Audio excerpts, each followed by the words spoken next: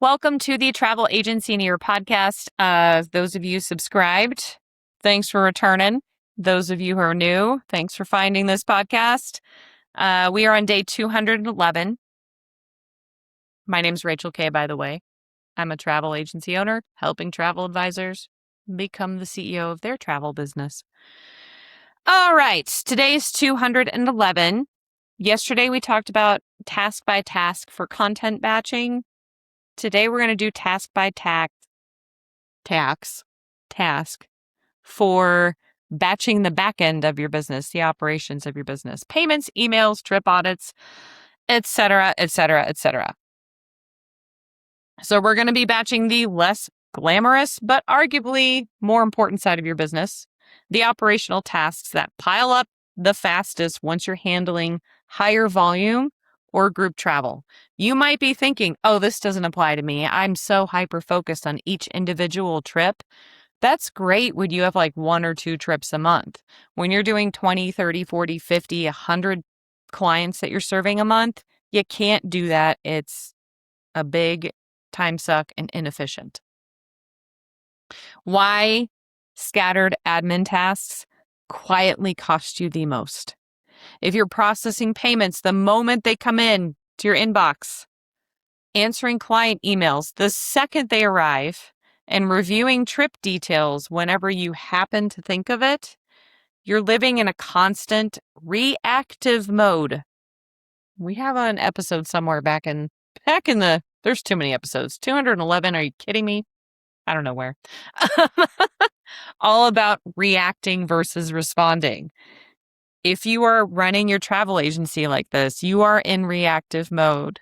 And I know there's a lot of disagreement with certain advisors who are like, no, you should be on call 24/7 and you should respond immediately. And there are some host agencies that charge their advisors $150 if they don't respond right away, and their clients have to call the main host agency center. Also, this host agency does not allow advisors to charge fees. Make that make sense. Anyway, reconsider your life if you're like, I work for a host agency like that. Anyway, that is such you're not running a business. You are in that case, you are making money for the host agency. You are not actually running your own business. Anyway, because you're stuck, you're forced to be in a reactive mode. You cannot set up your model the way you want it to be set up. That's a question of, are you truly an IC or are you an employee? I'm not going to get too controversial with that right now. Every notification, though, that you react to, not respond to, pulls you out of whatever you're actually doing. And when you have something interrupt what you are doing, even if it's like this only takes like 3 minutes, Rachel, it's not that bad. That 3 minutes adds 20 minutes to the rest of your day because you have to switch in your brain what you were doing. And so when you're done with it, then you're going to be like, this is how squirrel brain develops, everybody. Then you're going to be like, okay, what was I doing? Oh, maybe it's over here in my email. Oh, I got a new email in. I better answer that question. I don't know the answer to this question. I better research this. Oh, it takes me 45 minutes. Now I've got this email answered. I'm so efficient. What was I doing again? Oh, I got another payment coming in. You cannot have your business running this way when you start to get higher volume. If, like I said, if you're doing 1 or 2 trips a month, it's more of a hobby. No shade, no offense. It's more of a hobby and you can do it however you want. If you actually want to make an income, you've got to be more efficient with how you manage your time. This is especially costly when you're doing group travel or higher client volume. A single day might involve a dozen payments coming in, 20 emails, and several trips that all need final reviews before their departure. Like, if you have a group of 70 people or 70 rooms, not 70 people, 60, 70 rooms going, you can't willy-nilly just look at some of them. and be like, well, that one's good. Well, that one's good. You have to be, today's the day I review everyone's travel documents. No appointments, nothing else going on. Phone is on silent, no notifications, because you want to make sure it's efficient and good. And you might have to do this once every other day during peak travel season for your travel business. Okay. What does this look like bashed? I just mentioned the trip audits. All payments processed at the same time each day. Pick one window. You could either do first thing in the morning, right after lunch, just pick one window and process every payment that has come in during that window all together. Done. You stay in one headspace the entire time. You can catch discrepancies much faster because you're comparing several things at once and you're not interrupting your deep, I'm working on my business instead of in my business every time a notification pings. So for me, in my travel agency, any payments submitted after 12 p.m. Central Standard Time, this is like standard policy for me. Any payments, any emails, that's going to be dealt with the following business day. So they can submit a payment at 2 p.m. on a Friday. It's not going to be processed until the following Monday. Okay? And you can pick up like, oh, you know what? Your expiration date, or if there's like a decline or something, and you can just like do it all at once, contact that person, get that payment issue in line, and you still have time to resolve it. And this is like another big reason why you pad your final payment dates with group trips, especially, and FITs. So that if there is an issue and you do have high volume and you're processing all these payments, there's no guarantee that the client with a payment issue is going to get back to you right away. So you need to have that buffer so that you can make sure that their payment goes through before they're in penalty with the supplier or the room block contract. All right. All client emails answered at the same time each day. What I like to do, and I've mentioned this in past episodes, 11 a.m., I check my first set of emails. Okay. 11 a.m., I answer the emails that came in the following day or the day prior, the business day prior. Then I check any new emails and I answer those as like best I can. If it's anything that's going to require me to do some research, I follow up and say, hey, I'm going to have to look into this. Give me a day or two, At 3 p.m., I check my emails again and I look for anyone that's emailing me and I just make a note. And that's my to-do list for the following day. Like I got to reach out and do this, this, and this. Those are the things I need to do for contacting. And you can have your VA do this as well for you. This is so hard to commit to. And this is also why I don't like to text any of my clients unless they are the group hosts. I do not like to have a texting relationship because emails always feel urgent. That's not, they're, for me, I have a completely different method of communication for my clients in travel. So I know emails are not urgent. I will get an occasional group guest that doesn't follow my protocols and will email me. But I'm just like checking on my emails. Most client emails can wait a few hours for your batched response time window. I like to do 2 times a day because then you are, responding a little bit faster and you can stay on track because especially when you're at a higher volume, you're going to get 10 to 20 emails a day, like random stuff. Can I change who my roommate is? I'd like to upgrade my room category. Can I add a day? Like those kinds of things. And then you also have that time to email your supplier or email your group coordinator and get those requests in and then reply and be like, this has been done for you. We're in a holding pattern right now. And if you are doing group travel and you're kind of new to it, a really easy tip when they have those requests in, for me, in my experience, my group coordinators are fantastico. And also, I will just let them know, this kind of request, because I've done it often enough, can be about 5 business days before we can get this settled.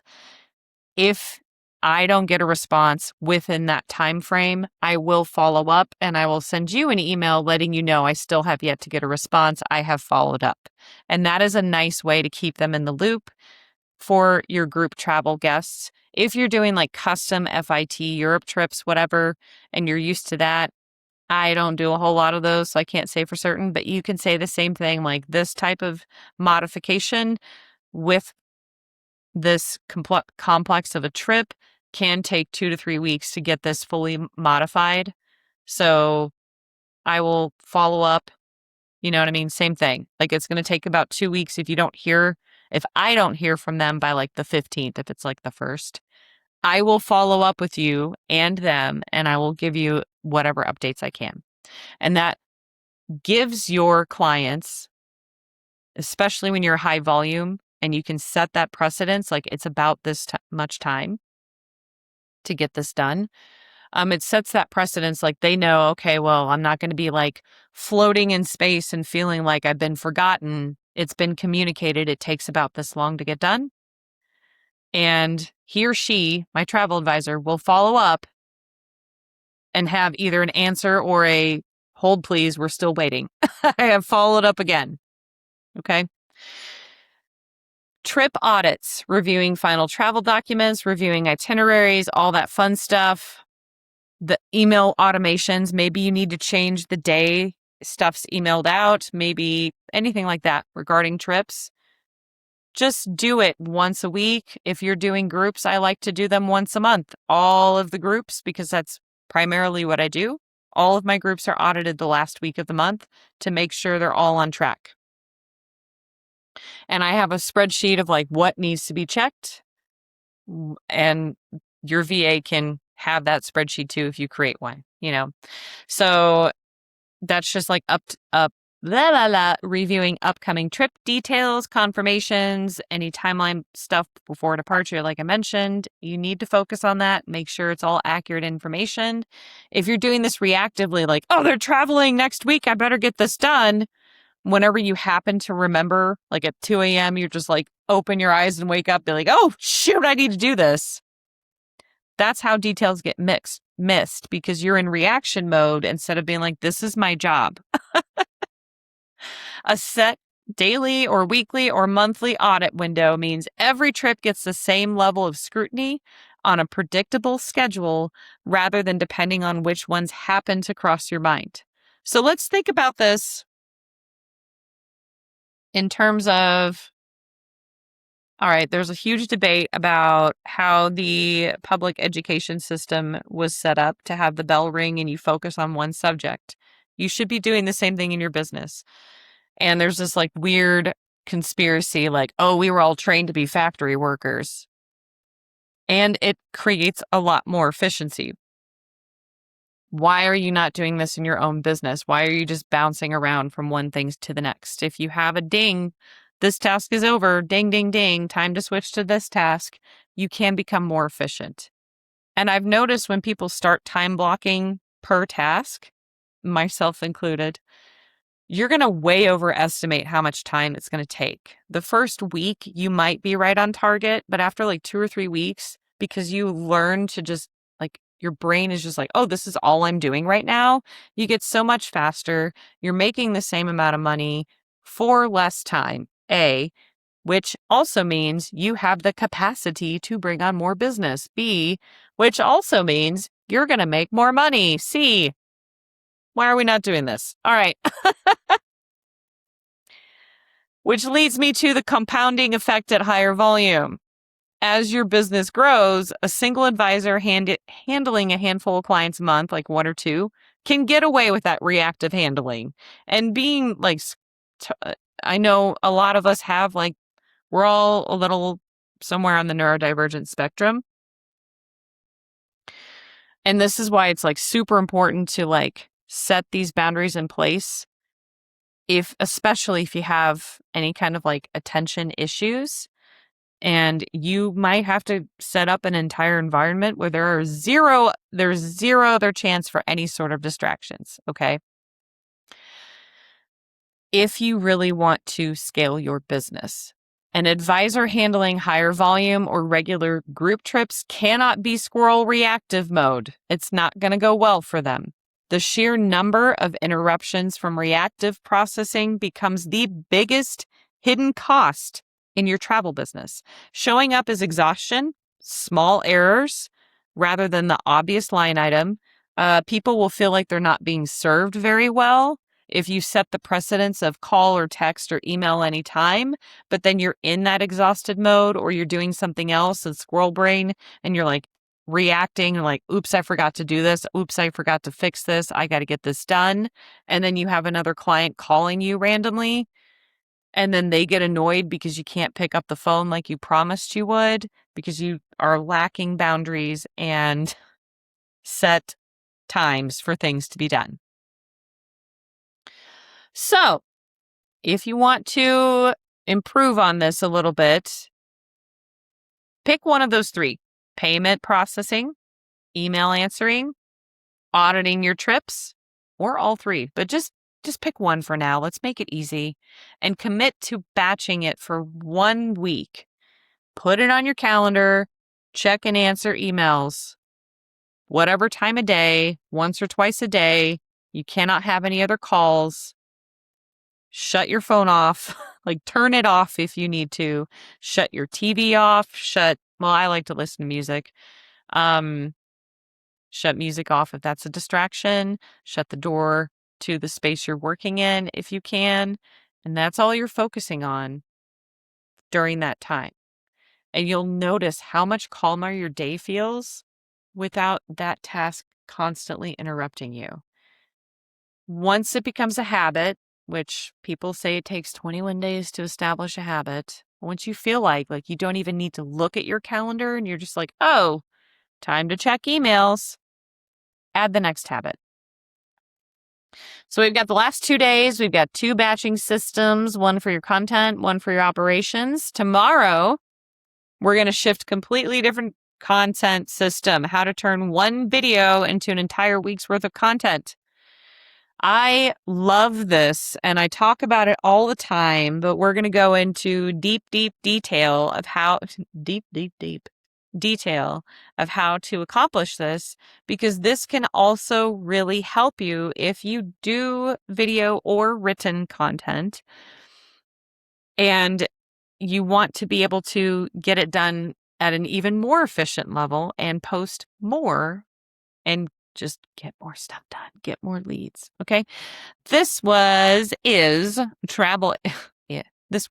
going to be no more. This is the Travel Agency Year podcast, day 211.